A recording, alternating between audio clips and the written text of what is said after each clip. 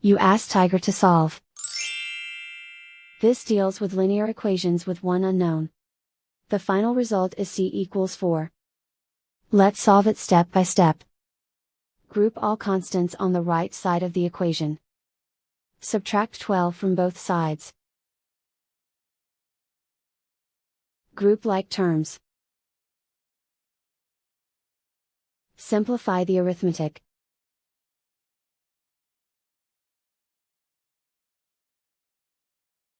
Convert the c into a positive number.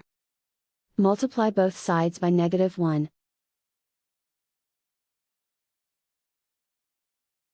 Remove the ones. Simplify the arithmetic. And so the final result is c equals 4.